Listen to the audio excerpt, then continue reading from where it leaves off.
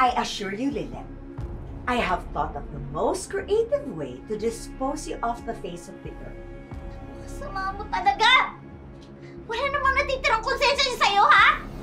Sorry, pero wala yun sa vocabulary ko eh. Basta, malalaman mo mamaya. Parating na sila. Excuse me. Hayop ka talaga! Kung may galit ka sa akin, ako na lang!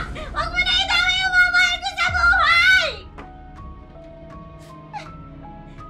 Kurt, buti dumating na kayo. Bakit po? Ano nangyari? Kasi narinig ni Anton tsaka ni Melay nakausap ni Sir Ramil si Patricia. Tapos bigla na lang umalis si Ate Sis at saka si Sir Ramil. Wala namang sinabi. Pupuntahan daw nila yung lugar kung saan dinala si Lilith. In-inform ba nila yung mga pulis na kinontak sila ni Patricia Engano? Narinig namin na pinagbawalan ni Patricia na magsumbong si Sir Ramir.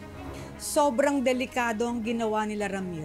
At ni Sis, kahit na inutos pa yun ni Patricia, dapat nagsabi sila sa pulis dahil mas alam nila ang gagawin sa ganyang sitwasyon. Narinig niyo ba kung saan pupunta sina Sir Ramir at Aling Ses? Base doon sa pagkakarinig ko, parang doon daw sa lumang bahay ng mga Engano. I know where it is. Sige, ganito na lang yung gawin natin. Susundan namin ni Naira at Trixie, sina Sir Ramir at Aling Ses. Baka sakaling maabutan namin sila at mapigilan sa binabalak nila. Meanwhile, tawagan niyo po yung mga pulis para papuntahin doon sa lumang bahay ng mga Engano. That sounds like a good plan. Sige, mag-iingat kayo, ha?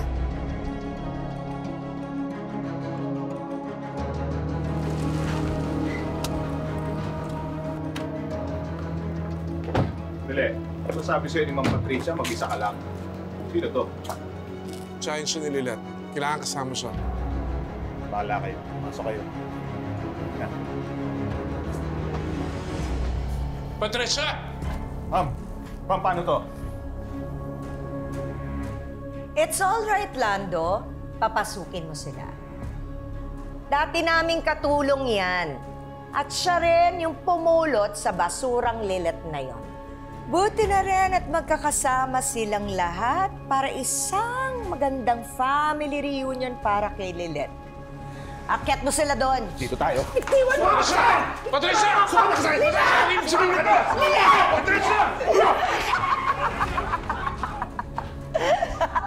Tina! Lilith! Tina! Tina po, ito ba nagpunta dito? Mapapahamak na din po kayo! Hindi kita pwede pabayaan, anak. Kung kinakailangan ako nalang gawing bihag, malaya ka. Gagawin ko. Huwag kang pala desisyon, Ramir. Walang palitang magaganap. Tama naman si Lilith. Napakatanga niyo kasi. Ang dali niyo nagpa-auto at napunta dito. Kaya yan. 3 na ngayon kayong bihag ko. Walang niya ka, 3 na kayong makakatit ng paghihiganti ko. Ay, Patricia! Patricia, kaulang mo kami.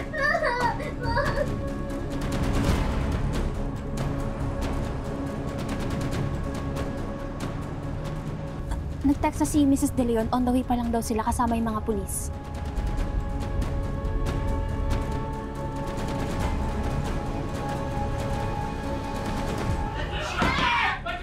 Order in the court! Magsisimula na ang hearing na ito kaya manahimik na kayo. Kayong 3 ay nahaharap sa parusang kamatayan dahil sa mga kaso laban sa inyo. Ikaw, Ramir Engano, mas mahalaga pa sa'yo ang bastarda mo kesa sa amin ni Trixie. At dahil dyan, nasira ang pamilya natin. Ginawa ko ang lahat. Minahal kita. I did everything to save our marriage. But in the end, iniwan ko sa ere. Dahil mas kinampihan mo pa ang una ng bastarda mo! Ang pinakamalaking pagkakamali ko sa buhay ko, yan ang pakasal sa'yo! Sana noon pa na yung tunay mong kulay. Kaya ang kamunta, bakit ito tinatalikuran? Dahil wala akong balak magpakasal sa isang baliw na halimo katulad mo! Objection! Hindi lang ako halimaw. Isa akong maganda at matalinong halimaw. So what kung iniwan mo ko?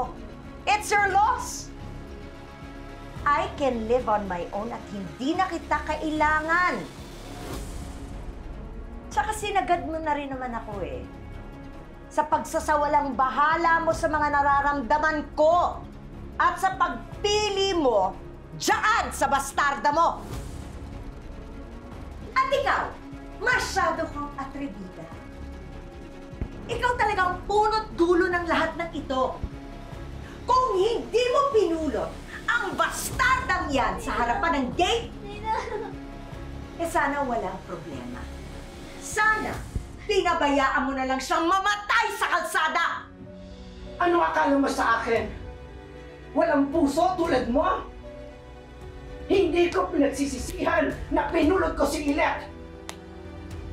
Nung matagpuan ko siya, yun ang pinakamagandang nangyari sa buhay ko. Dahil naranasan ko ang pagmamahal ng isang anak. Hindi mo naiintindihan yon. Dahil wala kang alam sa pagmamahal. If you love Lilith so much, I sentence you to die with her! Tita Patricia, nagmamakaama ko sa'yo. Wag. Ako na lang ipatayin mo. Huwag ko na sila nidamay. Manahimik ka! Wala kang karapatang magsalita! You all deserve to die! Wala kang kasing sama! You all deserve to die! Yan lang ang makakapagpasaya sa akin. Yung makita kayong nahihirapan hanggang sa mawalan na kayo ng hininga! You're not gonna get away with this! Hahabulin ka ng polis agad pagbayaran mo lahat ng ginagawa mo! Good luck to all of them. By the time they reach your dead bodies, I'll be long gone in Zamboanga. And from there, I'm going to take a boat. Or, I can take a different route that you'll never know. Pagkatapos, I'll be finally happy knowing na napatay ko na ang mga salot sa buhay ko. Kaya kayo, Ramir, Ces, at Attorney Lilat Matias ay napatunayang guilty at hinahatulan ko kayo ngayon ng parusang kamatayan! Tina! Anak! Tatay! Anak, nandito lang si Tina ka! You all know what to do. Let's wrap this up.